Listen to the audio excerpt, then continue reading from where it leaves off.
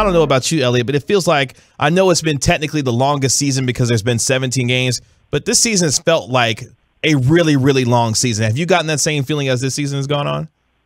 Yeah, well, for the Eagles, it's felt like multiple seasons. When you look at how their season began, they started 2-5, and then to go on the run they have now. I mean, I guess it's kind of been the same for the Cowboys with how hot they started off. But yeah, I think overall the season has certainly felt long. But for all the pushback that there was about an extra game, I think it's been a good thing for the NFL, and I think certainly it's worked out for them. Speaking of, this team and the up and downs that they've gone through this year, what's the perception around Nick Sirianni as the season has gone on and they've weathered the adversity that they've gone through and now put themselves in a position where they've obviously already locked up a playoff spot relative to what it was coming into the season for Nick Sirianni? Yeah, it's been a roller coaster, I would say, with kind of the perception of Sirianni and how people view him here. If you remember his introductory press conference, which seems like everyone around the NFL does because it went so poorly and he kind of became like a viral sensation with some of the clips that came from that. People were skeptical at first. I mean, the Eagles were the only team that interviewed him. Obviously he'd never been a head coach before. So I think there was certainly some skepticism, especially with how people view Howie Roseman. There was kind of a thought that he was only hired because Howie could control him and all those types of things. So it did not start off well for Nick. Then they go 2-5. I mean, there was talks here about whether he would even be back next year. But now that, the season's getting ready to come to an end, I think he should be in legitimate discussion for Coach of the Year consideration. I don't know if he should win it, but I think he definitely deserves votes. When you look at the fact that this Eagles team wasn't supposed to be very good coming into the season, and they're going to be a playoff team, and really his coaching is a big reason why. The adjustments he's made, his change from throwing it all the time to going to a run-first approach has really turned their season around. So definitely a roller coaster for Sirianni in his first year.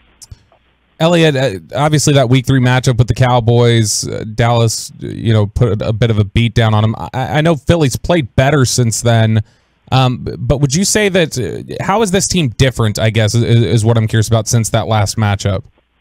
So I would say a couple of different things. One, which I touched on earlier, is just they are a run-first team. I think in that game against Dallas, it was kind of the low point of their season, even though it was only Week 3. But in terms of running the ball, I think the running backs only touched it 3 total times in that game. And now they're running the ball, 30 times a game, if not more, if you include the Jalen Hurts carries from the quarterback position. So that's definitely the biggest difference in the Eagles. And part of that, as a result of that, they're controlling the clock more, which is helping their offense, and their defense is playing better as well. Now, I will say, from Dallas's perspective, I still think Dallas is a much more talented team, and I think that if those two teams played, I don't know how different the result would be. But in terms of just how the season's gone for the Eagles, and for Cowboys fans who haven't seen them since Week 3, they're just a much more run-first team than they were in Week 3.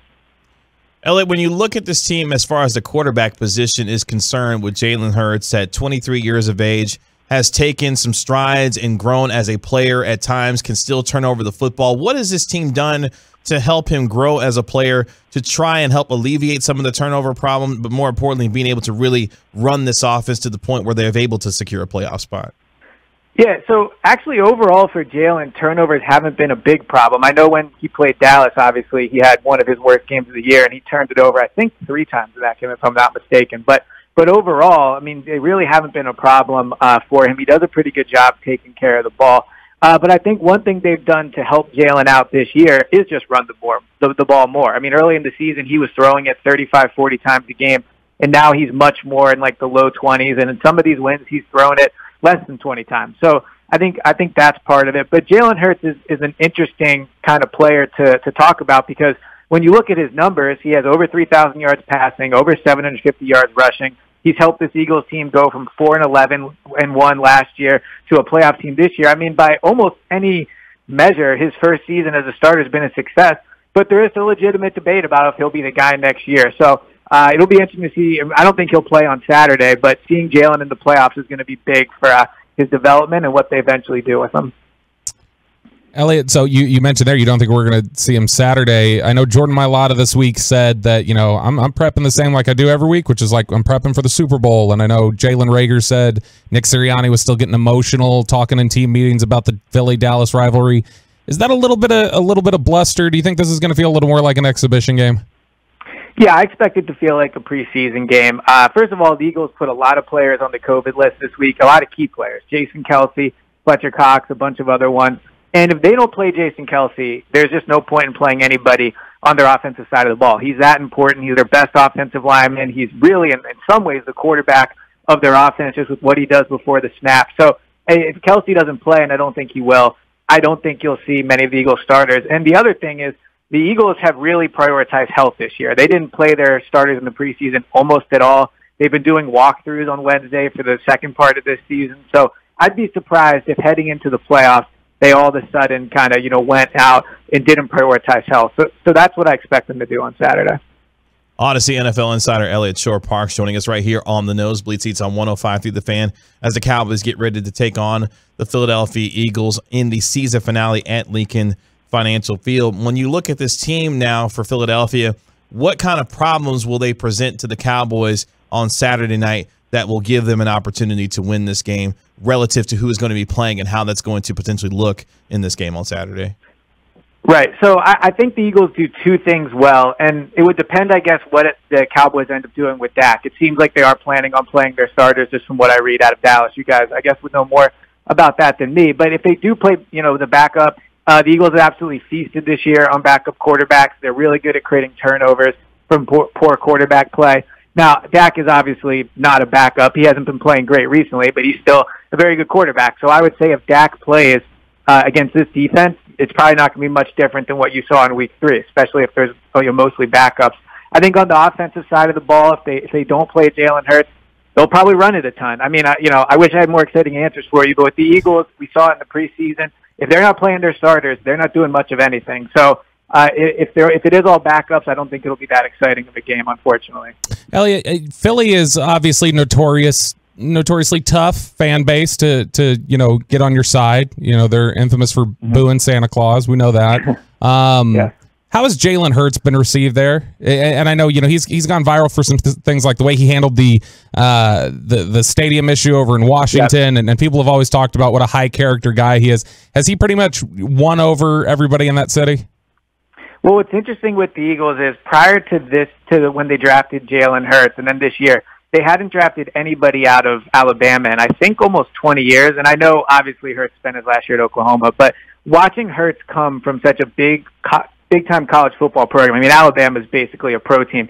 I think he's come to Philly in this market and handled it really well. Like, you can tell he is used to being the focal point. He is used to being talked about. He is used to having his play really scrutinized. And when you look at the last quarterback that was here, Carson Wentz, he came from a much smaller program, and I think he did have trouble eventually dealing with Philadelphia. So just seeing how Jalen's been able to deal with the spotlight, I think it's been very impressive. Now, he hasn't had a ton of issues yet, right? Like Carson went through a lot of things, and as you mentioned, this can be a tough town to play in when things go poorly. So, Jalen, I think, still has a lot to prove in that regard, but so far, so good. He certainly handled the spotlight well.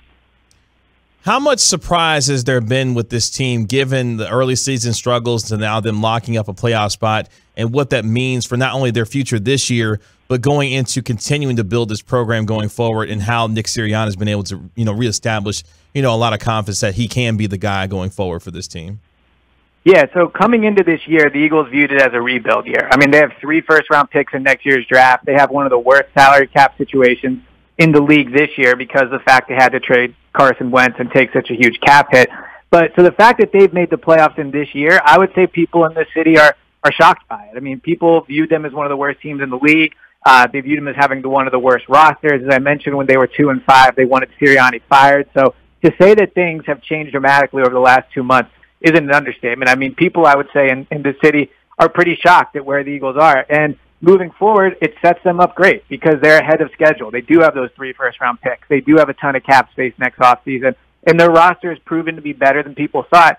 Plus, if they can feel confident with Jalen, you then have a quarterback on a second-round rookie contract. So the Eagles could certainly turn things around quickly if Jalen's the real deal and they make the most of these draft picks. Eliot, I know the weather's going to be a factor. Obviously, we don't know what type of participation level there's going to be, but Dak Prescott struggled in cold weather. What's the forecast looking like for heading into this weekend? Is it just going to be kind of your typical cold, cloudy type of game, or are we expecting some elements to factor in here?